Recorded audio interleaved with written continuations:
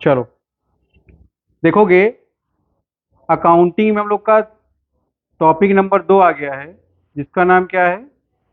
Hire purchase. ठीक है, तो चलो हेडिंग डालो सब लोग, हायर परचेज।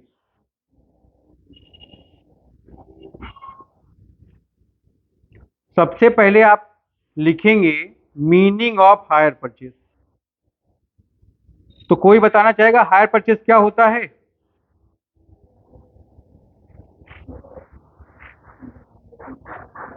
चलो हेडिंग डालो सब लोग, higher purchase system.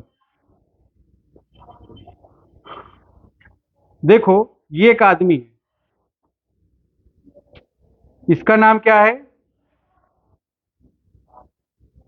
Seller. Mister x है मान लेते हैं हम लोग। ये क्या करता है? सामान बेचता है, इसलिए इसका नाम क्या है? तो आप पढ़े होंगे, देखो सामान आप बेचे होंगे। सामान आप बेच सकते हो कैश में, सॉरी, ठीक है ना? सामान हम लोग कैसे बेच सकते हैं? कैश में। ठीक है, देखो आप क्या किए हो, सामान खरीदे और पेमेंट तुरंत कर दिए हो। जो पेमेंट तुरंत हुआ वो क्या कैसा होगा? सेल, कैश में। अगर आपको मैंने आज सामान बेचा, बट पेमेंट हम आपसे 2 दिन के बाद, 2 महीने के बाद, 2 हफ्ते के बाद ले रहे, क्या ही आपका कैश सेल होगा। ठीक है ना? तो आप सामान को नगद भी बेच सकते हो, आप सामान को उधार भी बेच सकते हो। बात समझ में आ रही नहीं? तो ध्यान रखो, जब आप क्लास 11 में थे, आपने कैश सेल या कैश परचेज पढ़ा। जब कैश सेल करे थे, जो एंट्री क्या पास हो रही थी? कैश सेल की हो तो पैसा आया है, आया कि नहीं आया है? तो ध्यान रखेंगे आप, यहाँ एंट्री क्या पास हुई आपकी? Cash account debited to. अगर कैश में सेल नहीं हो रहा है, एंट्री क्या पास हो रही थी? डेटर या ट्रेड रिसीवेबल। बात समझ में आ रही कि नहीं? तो ध्यान रखोगे, आपने ये सेल का दोनों तरीका पहले पढ़ रखा है। ठीक है, अब आप बीकॉम फर्स्ट ईयर में आ गए, तो बीकॉम फर्स्ट ईयर में क्या पढ़ोगे आप? एडवांस टेक्निक पढ़ेंगे। एडवांस टेक्निक में आप क्या पढ़ोगे? यहां पर एक नया मेथड है। 2 चैप्टर हम लोग को पढ़ने हैं। पहला चैप्टर जो है आपका हायर परचेज सिस्टम। दूसरा चैप्टर क्या है आपका? Installment payment system. दोनों में अंतर क्या है?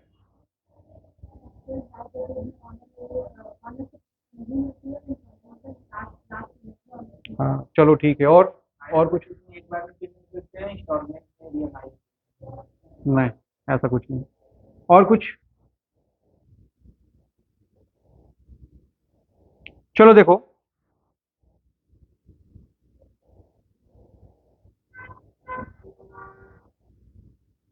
ये अपना कृष्णकांत, ठीक है ना? इसको गाड़ी खरीदने का मन है।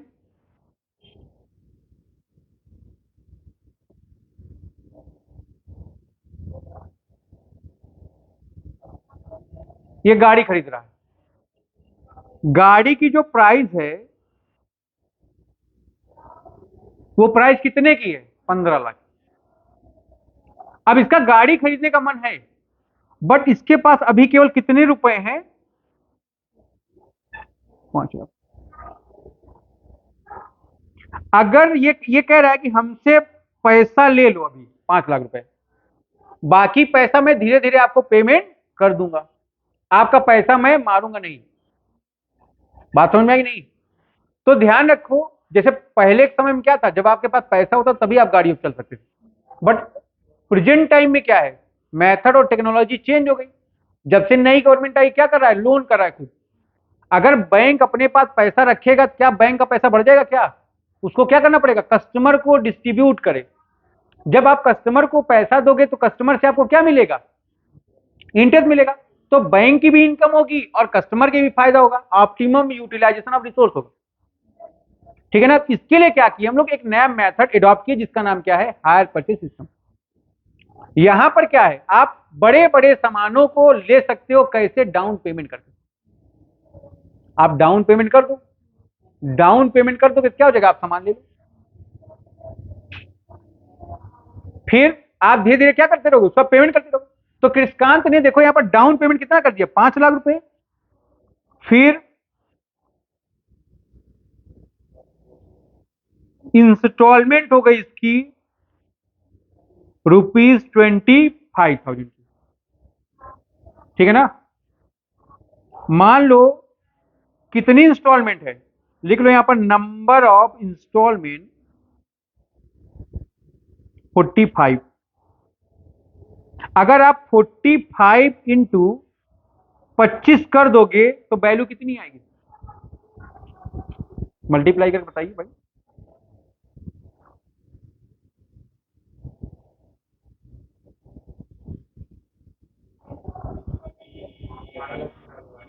कितना आ रहा है, 12,50,000। ध्यान रखोगे डाउन पेमेंट तुमने कितना किया, तो तुमको टोटल कितना पे करना पड़ गया, 17,50,000। देख लो कितना आ रहा है, मल्टीप्लाई कर लो ना, फोन सबके पास है। अभी ऐसे अगर फोन यूज करना हो तो आप यूज नहीं करोगे, ऐसे बहुत बड़ा आप कैलकुलेटर के तीरंदाज बनोगे। अभी वैसे कहा जाएगा तो दिन भर आप मोबाइल चलाएंगे। ठीक है, तो मान लो कुछ भी हो गया। अब ध्यान रखो जो अमाउंट एडिशनल आ रहा है ना, 11,25,000 जारी आएगा, 11,25,000 और 5 लाख तो कितना आ गई, 16,25,000। तो ध्यान रखो 15 लाख की जो गाड़ी है तुमको कितने में पड़ रही है, तो तुमने एक्स्ट्रा अमाउंट कितना पे कर दिया, 1,25,000 रुपए तुमको एडिशनल पे करना पड़ा है। किस रूप में, अब अगर कोई आदमी 15 लाख का सामान 15 लाख में बेचना चालू कर दे तो पूरा ऑल इंडिया उसको खरीद लेगा। मोबाइल हम लोग खरीदते हैं कि नहीं खरीदते हैं, नो कॉस्ट ईएमआई, ईएमआई है लेकिन ईएमआई कोई कॉस्ट, जो फाइनेंस चार्ज केवल आपको वही पे करना पड़ता है। ठीक है, तो ध्यान रखोगे ये इसी सिस्टम को आपने क्या नाम दिया, यहां पर जो नेचर ऑफ गुड्स है, ध्यान रखोगे नेचर ऑफ गुड्स वो क्या है, हैवी नेचर के। बात समझ में आ रही नहीं आ रही। अब मान लो तुमको फ्रिज खरीदनी है, आपको क्या करना है, रेफ्रिजरेटर परचेस करना है, मोबाइल परचेस करना है, कूलर परचेस करना है, वॉशिंग मशीन परचेस करना है। क्या है वो स्मॉल कॉस्ट के गुड्स हैं, टीवी खरीदना होगा। ठीक है, तो ध्यान रखोगे जो हैवी नेचर के गुड्स हैं इनको परचेस करने के लिए आप जो मेथड एडॉप्ट करते हो उसका नाम है इंस्टॉलमेंट पेमेंट सिस्टम। बट जब स्मॉल नेचर के क्वांटिटी के गुड्स को आप परचेस करते हो तो उसको क्या बोलते हैं आप, उसको आप बोलते हो इंस्टॉलमेंट पेमेंट सिस्टम। तो हायर परचेस सिस्टम और इंस्टॉलमेंट पेमेंट सिस्टम में अंतर समझ में आया कि नहीं। इंस्टॉलमेंट पेमेंट सिस्टम में आप, अब एक चीज और ध्यान रखो, ये कृष्णकांत गाड़ी चलाया, मजा लिया गाड़ी का, है ना, इसने 25 इंस्टॉलमेंट पेड कर दी।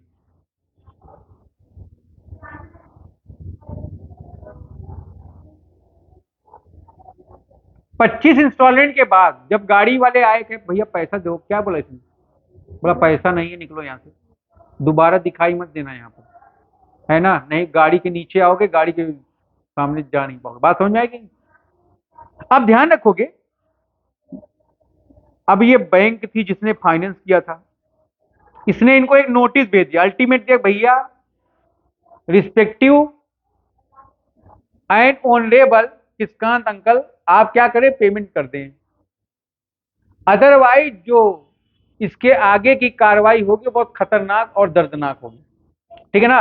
अब फिर बैंक वाले गए इनसे कहे भैया इंस्टॉलमेंट पे कर दो, भैया यार तुमको पिछले बार समझाए थे ना, आना नहीं गाड़ी के नीचे नजर आओगे, आसमान में चांद तारे बन जाओगे। बात समझ में आ रही है कि नहीं तुम्हारे। अब दोबारा फोर्स आ गई और क्या की, गाड़ी लेके गई, है ना। तो ध्यान रखो ये गाड़ी क्या कर लिया वापस बैंक ने, रिपोर्ट, गाड़ी क्या कर लिया इन्होंने, रिपोर्ट। मतलब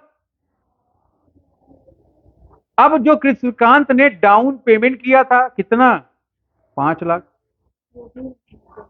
और जो इंस्टॉलमेंट पे किया है 25, ये सारा पैसा क्या कर लेगा, रिपोज कर लेगा, फॉरफिट कर लेगा। अब बैंक वाला का बेटा जब बोल रहे थे कि पैसा दे दो पैसा दे दो, तब तो तुम बाहुबली बन रहे थे, अब कटप्पा बन गए। बात समझ में आई? ये तो ध्यान रखोगे इन बातों को। देखो, यहां पर अगर आप गुड्स का टाइमली पेमेंट नहीं करते हो तो गुड्स को क्या कर लिया जाएगा, वापस रिपोज कर लिया जाएगा। बात समझ में आ रही नहीं? अब गाड़ी चली गई, बेइज्जती अलग होगी, पैसा भी गया। जो पैसा फॉरफिएट किया गया उसमें से 1 रुपए भी इनको वापस नहीं किया जाएगा कि 1 रुपए वापस कर दिया जाएगा। नतीजा, अब देखो किसका रो रहा है। बात समझ में आ रही नहीं? ध्यान रखो इस बात को। अब दूसरी बात देखो, इंस्टॉलमेंट पेमेंट सिस्टम में जब आओगे, मोबाइल यूज किया, किसका ने एक मोबाइल फोन भी लिया है ना, इसने ले लिया जेड फोल्ड, 1.5 लाख रुपए का फोन लिया। अब इंस्टॉलमेंट बनी इसकी 6,000 की, 25 इंस्टॉलमेंट है मान लो, पेमेंट कर रही है, 1 साल तक यूज किया, ऊब गया, कहा फोन बदल देना चाहिए, इसने इंस्टॉलमेंट पे करना बंद कर दिया। सैमसंग कंपनी का जो फाइनेंसर था उसने क्या कि इनको फोन किया, भैया पैसा पेमेंट कर दो समय से। कहे सुनो, पैसा वैसा नहीं देंगे, अपना फोन ले जाओ। बात समझ में आ रही नहीं तुम्हारे? तो क्या किया वो, आएगा फोन लेके चला जाएगा, 1 साल तो यूज ही कर लिया, वो फोन बेचेगा तो आधे पैसे मिलेगा ना, आधे भी कम मिलेगा, तो नुकसान किसका, कंपनी का इस सिचुएशन में। तो कंपनी इनके ऊपर सूट फाइल करेगी, सूट फाइल करके डैमेज क्लेम कर सकती है। जो पैसा ही नहीं दे रहे हैं वो पैसा ये सूट के थ्रू देंगे, बट पेमेंट करेंगे। अगर जैसे ही वो आया, कहा मेरा मोबाइल दो, मोबाइल खरीदो, मेरा टीवी दो, टीवी दो, आदमी कहे ले जा नया खरीद लेंगे, अब तो यूज कर लिए ना, वो लेके जाएगा ही नहीं। बात समझ में आ रही नहीं? तो ध्यान रखना इस बात को, ठीक है। तो दोनों में अंतर क्या है, यहां पर हैवी क्वांटिटी के गुड्स, हैवी वैल्यू के गुड्स आप परचेज करते हो, बट वहां पर स्मॉल क्वांटिटी के गुड्स आप परचेज। यहां पर गुड्स को रिपोजिट किया जा सकता है, अमाउंट जब्त किया जा सकता है, वहां पर ऐसा कोई प्रोसेस नहीं, ना आप गुड्स को रिपोज कर सकते हो, ना आप सामान को वापस लोगे, वहां पर क्या करोगे, रिकवरी सूट फाइल करोगे, क्लेम लोगे कायदे से। इनका फोन ले लिए, नहीं दे रहे हैं हम, क्या करेंगे, आएंगे क्या दल बल लेके, आने वाला भी शर्माएगा, बे फोन के लिए झगड़ा करने जा रहा है ना। तो ध्यान रखोगे इस बात को, ठीक है। आओ, ठीक है, तो ध्यान रखो, मैंने आपको बताया, देखो सेल 3 तरह की आपने पढ़ा, एक कैश सेल, फिर दूसरा क्रेडिट सेल। आज हम लोग क्या पढ़ रहे हैं, एक नया मेथड पढ़ रहे हैं, है ना। इस नए मेथड का नाम क्या है,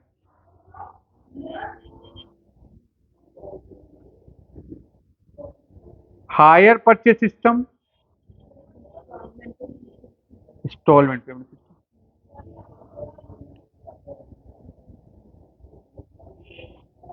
देखोगे यहां पर दोनों में अंतर क्या है, जो मैंने अभी आपको समझा, टाइप्स ऑफ गुड्स, हैवी, अरे बेटा ये नोट्स आपको मिल जाएगा, काहे परेशान हो।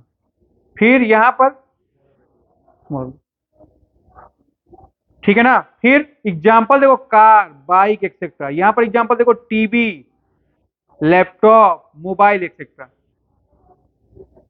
ठीक है। अंकुर नींद आ रही है तुमको? ओनरशिप यहां देखोगे कब ट्रांसफर होगी, हायर परचेज में सबसे बड़ी खास बात क्या है, जब तक आप लास्ट इंस्टॉलमेंट का पेमेंट नहीं कर पा रहे हो तब तक आपका टाइटल ट्रांसफर नहीं होगा। आपको टाइटल का ट्रांसफर तभी किया जाएगा जब आप पूरा इंस्टॉलमेंट पे कर दोगे तो एनओसी। यहां पर जब सेल करेंगे आप, तभी आपको क्या हो जाएगा, ओनरशिप इंस्टॉलमेंट पेमेंट सिस्टम में ऑन द स्पॉट जैसे ही ट्रांसफर होगा वैसे ही मिल जाएगा, ठीक है। यहां पर repossession, default in any pay installment या पेमेंट, तो गुड्स वर रिपोजेस, बट यहां goods can not be repossess from buyer, ठीक है। तो यहां तक देखो दोनों में यही अंतर है, नया मेथड दो है आपके, hire purchase, installment payment system, ठीक है। दोनों चीज आपको क्लियर हुई, यहां तक कोई डाउट हो तो बताएं आप। तो लिखोगे अपनी मीनिंग यहां से पूरी, यहां तक बात क्लियर है ना आप लोग को, यहां तक बातें सबको क्लियर हैं? चलिए लिखिए फिर मीनिंग में, ये क्या है बेटा, स्पेशल मेथड या सिस्टम है किसका? Purchase of sale of goods का। ठीक है ना? इस केस में क्या करते हो? In this system the goods will be delivered to purchase at the time of agreement after payment of specified amount. जैसे ही आप, अब मान लो महिंद्रा थार खरीदना है, सबका अपना अपना गाड़ियों का पसंद है ना? इनको राजदूत पसंद है, तो इनको स्कूटर पसंद है, इनको साइकिल पसंद है ना? इनको पैदल चलना पसंद है, सबकी अपनी अपनी पसंद है। उनको मर्सिडीज पसंद है, उनको रेंज रोवर पसंद है, तो सबकी अलग अलग पसंद है, ठीक ना? तो ध्यान रखोगे, जब आप परचेस करोगे क्या करोगे? एक सर्टेन अमाउंट पे करेंगे, और जैसे आप पेमेंट करोगे एग्रीमेंट क्या हो जाएगा? बन जाएगा। और आप क्या करेंगे? डाउन पेमेंट कर देंगे। डाउन पेमेंट करने के बाद आपका एक certain amount with interest fix कर दिया जाएगा, जिसका नाम आपने क्या रखा है? इंस्टॉलमेंट। और आप मंथली इंस्टॉलमेंट टाइमली पे करेंगे। बट अगर आप इंस्टॉलमेंट के पेमेंट में कुछ भी लापरवाही करेंगे, ऐसे केस में आपके गुड्स को रिपोज कर लिया जाएगा। रिपोज कौन करेगा? Financing company. क्यों करेगा? क्योंकि अभी आप ओनर तो हो नहीं, हम मालिक हैं।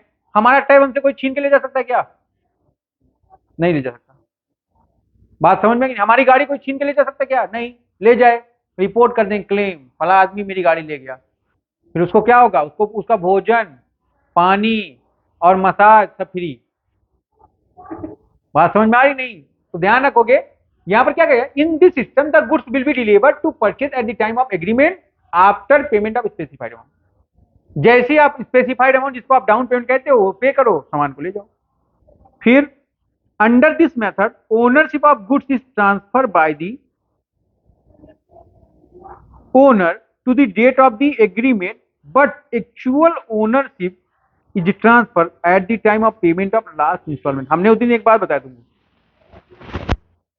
जब मैं आपको सेल कर रहा हूं तो आपको यूज करने के राइट्स ट्रांसफर कर रहा हूं, बट ओनरशिप ट्रांसफर, तो उसी को हमने क्या नाम दिया? एक्चुअल ओनरशिप कब आपके पास ट्रांसफर होगी? जब आप पूरा पेमेंट कर लो। फिर if there is a default in the payment of any installment, the hire vendor will take away the goods from possession of the purchaser without refunding him any amount received earlier। देखिए ध्यान से, कह रहा है कि जो seller है जब वो बेच देगा, अगर बायर इंस्टॉलमेंट को पे करने में किसी भी तरह की कोई लापरवाही करेगा, उसका गुड्स रिपोज करेगा और 1 रुपए भी वापस नहीं करेगा। बात समझ में आ रही है? ध्यान रखना बात, ठीक है? तो ये क्या है? हमारा हायर परचेज की मीनिंग है, ध्यान रखोगे। इसमें आपको कोई डाउट हो आप बता सकते हो। यहां तक तो बात समझ में आया ना आपको? फिर आगे देखेंगे हम लोग।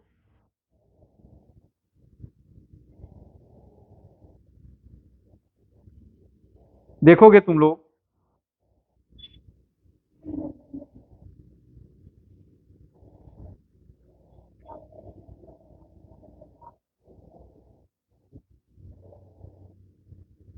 देखो ये हायर सेलर है,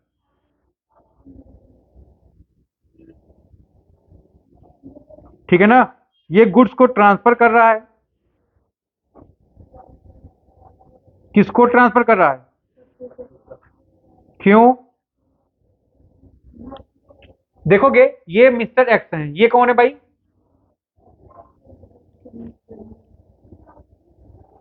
इनको आप बोल सकते हो हायर सेलर या हायर। ये क्या किया? एग्रीमेंट किया किसके साथ? मिस्टर वाई के साथ।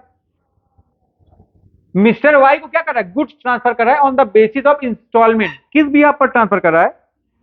इंस्टॉलमेंट के बिहाफ पर। कब कर रहा है? On payment of down payment. Down payment mean specified amount. तो ये कौन हो गया? परचेजर हो गया मिस्टर वाई। बात समझ में आ गई? अगर ये वेंडर है या ओनर है, इसके पास क्या होगा? ओनर होगा, पोजेशन होगा, राइट होंगे कि नहीं होंगे? फिर ध्यान रखो, in case of any default, ठीक है, द गुड्स वर पोजेस मतलब वापस ले लेगा, टेक बैक करेगा। कौन ले लेगा? ओनर।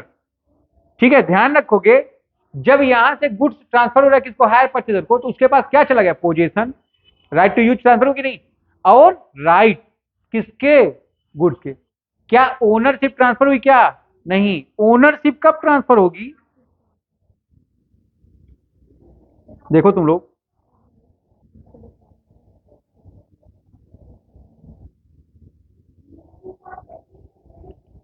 अब ध्यान से अपने, तो ये पूरा है आपका एग्रीमेंट, डिस्क्राइब कर रहा है किसका?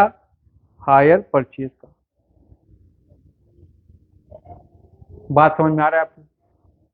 यहां पर बताया गया कि जो हायर परचेज सिस्टम है उसमें दो पार्टी, एक पार्टी है हायर परचेजर, ठीक है, और दूसरी पार्टी है हायर सेलर या वेंडर। वेंडर के पास ओनरशिप है, पोजीशन है, राइट है। ये क्या कर रहा है? अपनी ओनरशिप को या राइट्स को ट्रांसफर कर रहा है। किसके पास ट्रांसफर कर रहा है? परचेजर के पास। ठीक है ना? क्यों कर रहा है? क्योंकि गुड्स या सर्विस को ट्रांसफर करेगा तभी तो अमाउंट होगा। किस भी आप पर करेगा? एग्रीमेंट। जब उसको पोजीशन ट्रांसफर हुआ तो उसके पास पोजीशन राइट ट्रांसफर हो गए कि नहीं ऑटोमेटिक?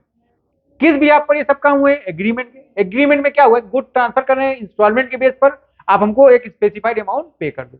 लेकिन हमारी एक कंडीशन है, अगर आपने डिफॉल्ट किया मैं गुड्स को वापस डिपोज कर लूंगा और एक भी अमाउंट, एक नया पैसा आपको वापस नहीं करूंगा। ठीक है, देखोगे। लेकिन और एक शर्त है कि हम ओनरशिप कब देंगे? जब आप पूरा पेमेंट कर लोगे। ठीक है, यही पूरा हायर परचेज एग्रीमेंट कहलाएगा।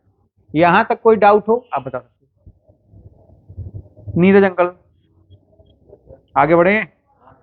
बहुत अच्छा। अब लिखो कुछ की टर्म्स हैं। जैसे आपको मैंने रॉयल्टी में पढ़ा है की टर्म्स, वैसे यहां भी कुछ की टर्म्स हैं। नहीं मिलेगा भाई, क्यों नहीं मिलेगा? आप अपनी रिस्पॉन्सिबिलिटी कंप्लीट करेंगे, हम अपनी करेंगे। अगर आप डिफॉल्ट करेंगे तो रिपोज कर लेंगे हम। ठीक है ना? चलो पढ़ो।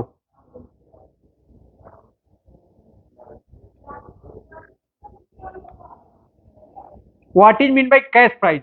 सवाल हमारा बहुत बड़ा है। जम्हाई लेता बेटा इतना बड़ा जो मुंह फाड़ता है, हाथ लगा दिया कर नालायक। देखो यहां पर cash price, it is the original price. देखो कैश प्राइस क्या होती है? गुड्स का जो ओरिजिनल वैल्यू होता है उसको आपने क्या नाम दिया? Cash price. देखोगे, it is the original price of the goods और commodity, it is the amount for which the goods और एसेट्स कैन बी परचेज। ये वो अमाउंट है जिस पर आप एसेट्स या कमोडिटी को क्या कर रहे हो? परचेज कर रहे हो। ठीक है, दूसरा देखोगे हायर परचेज प्राइस क्या होता है? कैश प्राइस में जब आप इंटरेस्ट का अमाउंट इंक्लूड कर देते हो, जो अमाउंट आ जाता है उसको आपने क्या नाम दिया? Higher purchase price. बातें समझ में आ रही कि नहीं? आप लोग को नींद आ रही है? लोरी सुना रहा हूं क्या मैं? आगे देखो, इंस्टॉलमेंट क्या होता है भाई? चलो कोई बताए हमको इंस्टॉलमेंट क्या होता है? आप लोग तो खुद ही पढ़े लिखे लोग हैं, बताइए ऋचा जी, इंस्टॉलमेंट मीन्स क्या होता है?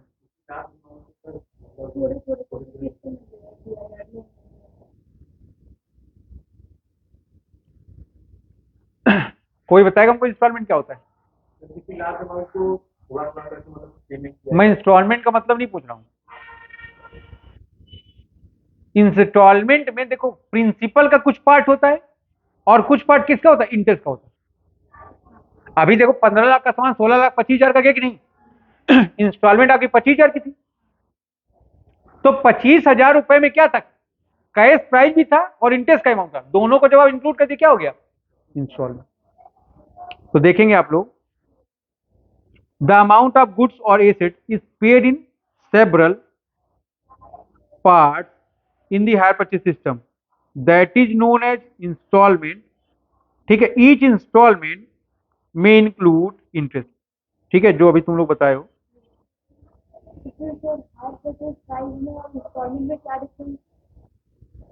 बता रहे हैं आराम से। जब हम बता लेंगे पूरा तब आप सवाल करिएगा, ठीक है?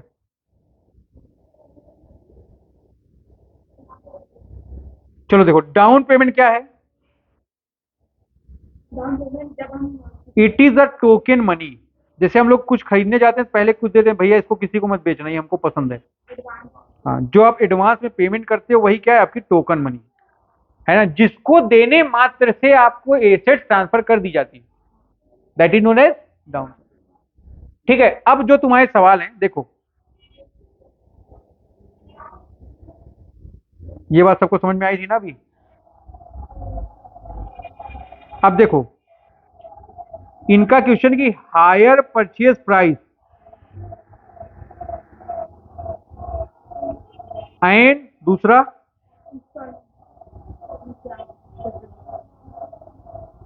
इन दोनों में अंतर क्या है। तो hire purchase price is equal to क्या होता है, इंस्टॉलमेंट प्लस डाउन पेमेंट। क्या डिफरेंस है, installment is the part of hire purchase price, ठीक है। और इंस्टॉलमेंट में दो अमाउंट हैं, एक प्रिंसिपल जिसको आप कैश प्राइस से बोलते हो और एक इंटरेस्ट। बात समझ में आ रहा है आपकी, तो ध्यान रखोगे इसको। कैरेक्टरिस्टिक्स क्या है जरा देखोगे तुम लोग। क्रेडिट परचेज का एक नया तरीका है, ठीक है ना। यहां देखो एक तरह से उधारी सामान लियो ना, उधारी में क्या करते हो तुम लोग, कल दे देंगे कल दे देंगे कल दे देंगे, जैसे तुम लोग का फीस जमा होना है, कल कर देंगे कल कर देंगे कल कर देंगे, कल चल रहा है ना। बट इसमें क्या होता है, एक पर्टिकुलर डेट बना दी गई और बोला कि उस डेट को अगर आप पेमेंट नहीं करोगे वो बाउंस हो जाएगी, तो बाउंसिंग चार्ज अलग से लेंगे, ठीक है। तो ध्यान रखोगे, गुड्स और assets are delivered to the buyer on payment of specific amount, ठीक है ना। यहां पर क्या होता है, गुड्स आप कैसे ट्रांसफर कर देते हो, डिलीवर कर देते हो लोग को, जब आप एक स्पेसिफाइड अमाउंट पे कर, ठीक है ना, जिसका नाम क्या रखें हम लोग, डाउन पेमेंट। ठीक है, आगे बढ़े हम लोग। Seller has to right to repose the goods on default of any payment, buyer is the owner of the goods और assets at the time of payment of last instalment, ठीक है ना। तो सेलर कौन होता है, सेलर एक ऐसा पर्सन है जो गुड्स को ट्रांसफर करता है डाउन पेमेंट पाने के बाद किसको, बायर को। बट वो एक हवाला देता है कि बेटा ले तो जा रहे हो बट ध्यान रखना दो बात, पहली बात कि टाइम से पेमेंट कर देना, दूसरी बात अगर पेमेंट नहीं किए तो हम गुड्स को वापस लेके आएंगे, और तीसरी बात यह कि जब हम वापस लेके आएंगे तो 1 रुपया भी तुमको मिलेगा नहीं। ठीक है। बायर क्या है, अब हमने गाड़ी खरीदी, गाड़ी चला रहे हो, गाड़ी के जो खर्चे होंगे कौन बेयर करेगा, कंपनी। कौन बेयर करेगा, कंपनी। तुम गाड़ी लेके आओ, तुम क्या हो, मालिक हो गाड़ी के, नहीं, देखने के लिए बस मालिक हो, उसका प्रॉपर टेक केयर आप करोगे। गाड़ी गंदी है, ये गाड़ी क्या नाम है, आदित्य ने गाड़ी खरीदी, गाड़ी गंदी है, चला गया कंपनी में, कहा तेरी गाड़ी गंदी है रे, चल कपड़ा मार इधर। तो क्या करेगी कंपनी, कपड़ा मारेगी, क्या कहेगी, चल बेटा। तो क्या करना पड़ेगा आपको, आपको प्रॉपर रीजनेबल केयर उसका खुद से करना है।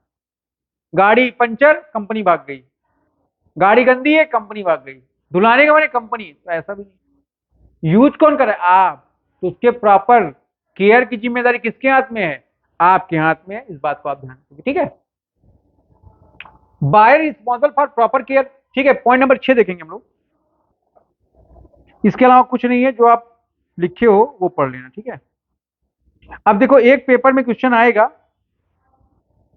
What is the difference between HPS and IPS. HPS का मतलब क्या है, हायर परचेज सिस्टम, आईपीएस का मतलब क्या, इंस्टॉलमेंट पेमेंट सिस्टम, ठीक है। कोई डाउट आपको यहां तक,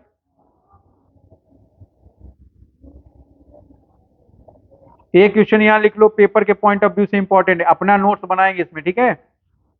हायर परचेज सिस्टम में और क्रेडिट सेल में क्या डिफरेंस है, ठीक है। तो मैं यहां जगह छोड़ दिया हूं, ये सब लोग क्या करेंगे, अपने अपने घर से करेंगे,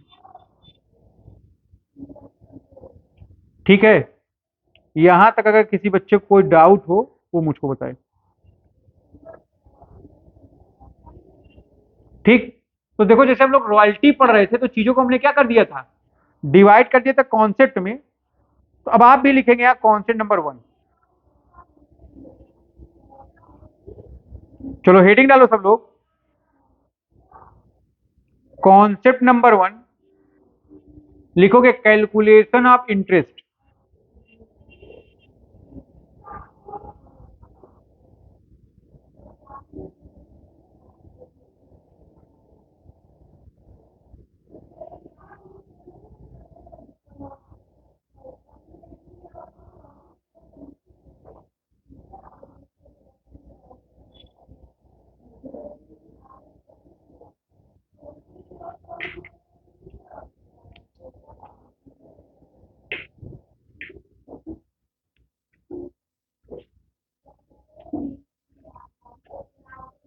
कैलकुलेशन ऑफ इंटरेस्ट में देखोगे यहां पर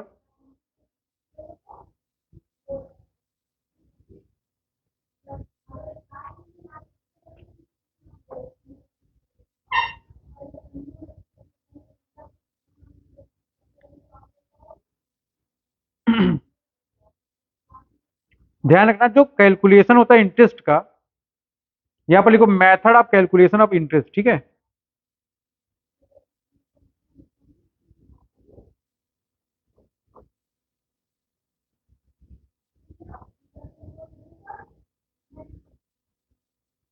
इसमें आप लिखो, हमेशा एक बात ध्यान रखना, इंटरेस्ट का कैलकुलेशन आप किस पर करेंगे?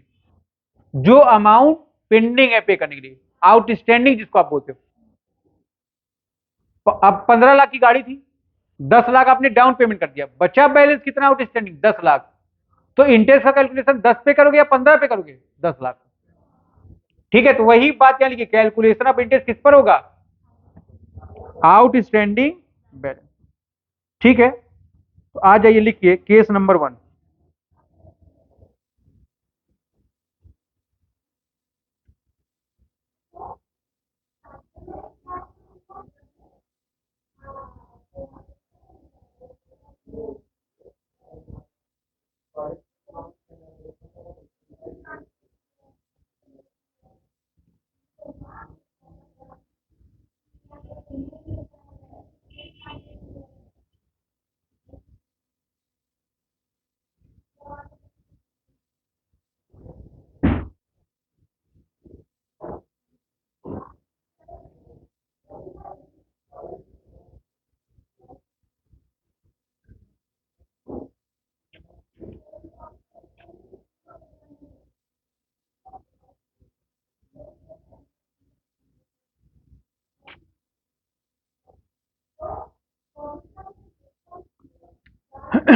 देखो, एक बात हमारी ध्यान सुनोगे।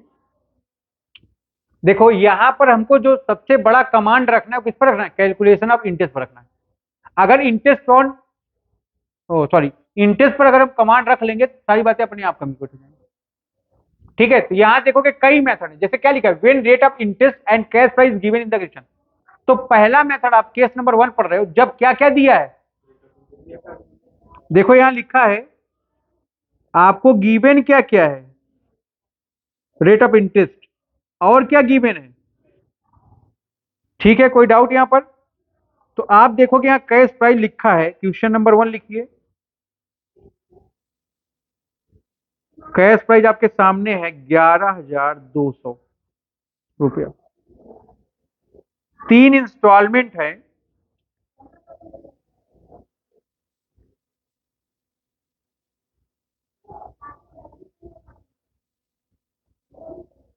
ईच। डाउन पेमेंट कितने का है?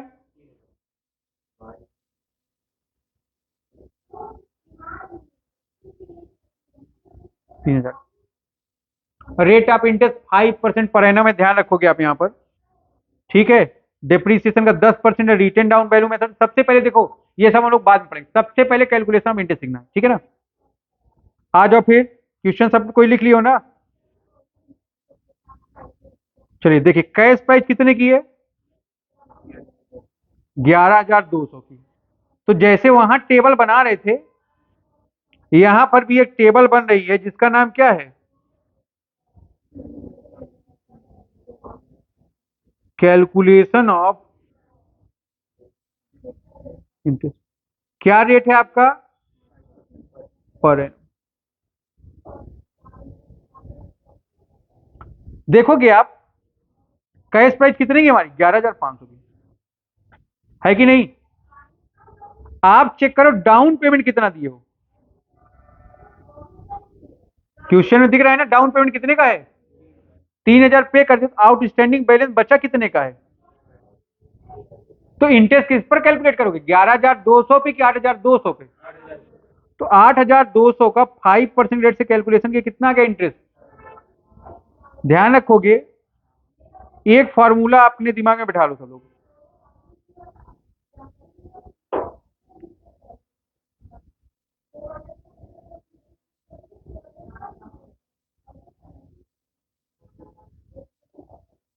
इंस्टॉलमेंट माइनस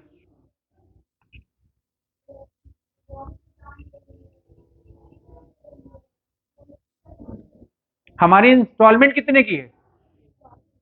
इंस्टॉलमेंट कितने की है? अब आप लोग अगर यहाँ बैठे हैं, आपको यही नहीं पता कैश प्राइस, इंटरेस्ट रेट, तो आप क्या पढ़ने बैठे हैं? ठीक है, तो आपको ये भी देखना पड़ेगा ना, इंस्टॉलमेंट कितने का है? 3,000। ये जो 3,000 है, इसमें रेट ऑफ इंटरेस्ट कितने के हैं? 5% से 410 रुपए का इंटरेस्ट है।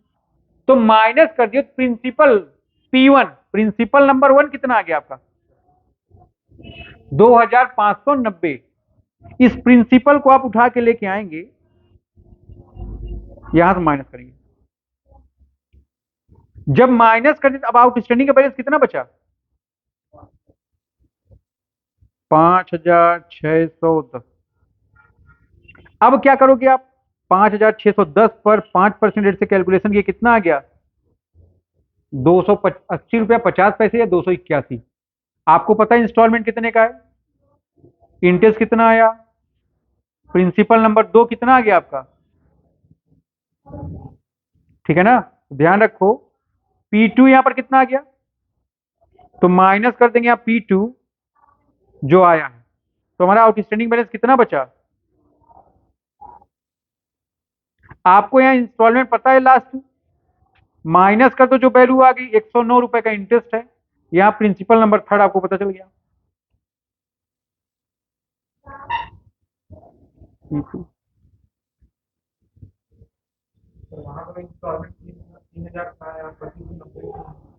इंस्टॉलमेंट को प्रिंसिपल में से माइनस करोगे क्या?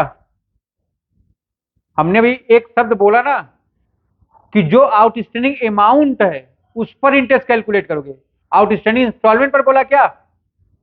तो प्रिंसिपल, अगर आप पढ़े होंगे क्लास 1 2 3 4 में पढ़ाया जाता है ना, प्रिंसिपल पर हमेशा कैलकुलेशन होता है इंटरेस्ट का। इसमें ब्याज लगा है ना, ब्याज के ऊपर ब्याज कैलकुलेट होगा क्या? तो क्या करोगे आप, इंस्टॉलमेंट में से आप माइनस करेंगे क्या, इंटरेस्ट, जो वैल्यू बच जाएगी वही प्रिंसिपल। तो आप क्या करोगे, 11,200 प्रिंसिपल एंटर होता कैश प्राइस, तो कैश प्राइस माइनस करोगे ना उसमें से। प्रिंसिपल का मतलब यहाँ किससे है, कैश प्राइस से। इस बात को ध्यान रखेंगे आप, ठीक है ना? तो सबसे पहले क्या करोगे आप, इंटरेस्ट कैलकुलेट करो। इंस्टॉलमेंट दिया है आपको, इंस्टॉलमेंट में से इंटरेस्ट माइनस करोगे तो प्रिंसिपल आ जाएगा। फिर आप क्या करेंगे, यहाँ से प्रिंसिपल माइनस करेंगे, जो बैलेंस आउटस्टैंडिंग है उसमें से प्रिंसिपल माइनस करते जाओ, इंटरेस्ट कैलकुलेट करते जाओ। बात समझ में आ रहा है कि नहीं आ रहा है? ध्यान रखो, इसको नोट करिए इसको।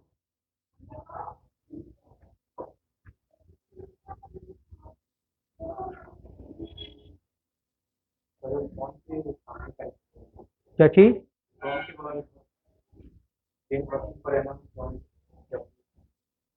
WDV मेथड, डेप्रीसिएशन में पढ़े ना, SLM method, WDV method, written down value method.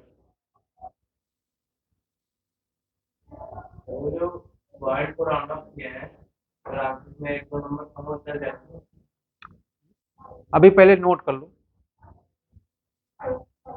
जब हम लोग फाइनेंशियल अकाउंट पढ़ते हैं तो उसमें राउंडिंग ऑफ चल जाता है, ठीक है, कॉस्टिंग में स्टैटिक्स में नहीं चलेगा।